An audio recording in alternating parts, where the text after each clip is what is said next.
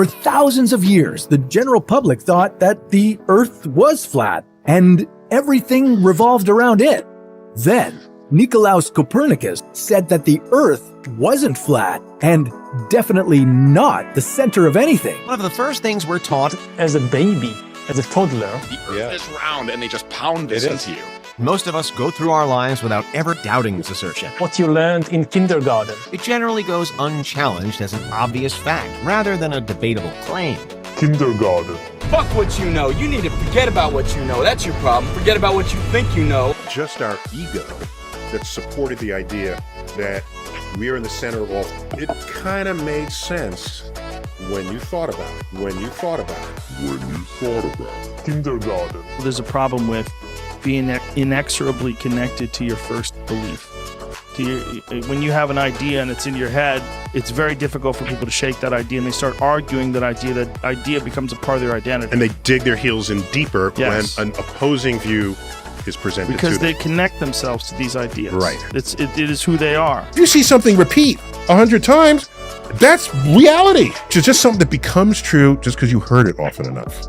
You hear it enough, it must be true. Yeah. There it is. In the old days, we called it brainwashing, where you repeat something and then it becomes true.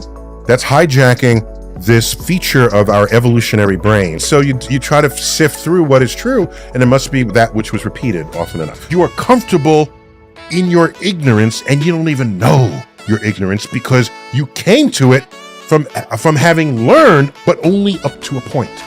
They're not only controlling the information you receive, they're shaping how you receive it, which has an effect on how you then behave. How you create a worldview.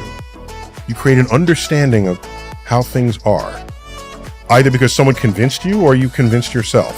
Now there's a gap, or there's some information that conflicts with it. So you're going to say, if you cherish this worldview, that information that conflicts with it was falsified, or that was wrong. They don't know what they're doing. You can maintain your worldview. We hold on. Like, I spent so many years learning something, and now the world has changed. The interesting thing about an objective truth is that it's true no matter what. Imagine that. People need to understand to control their minds, otherwise other people will control it for them. And you have no foundation in objective reality, it can be dangerous.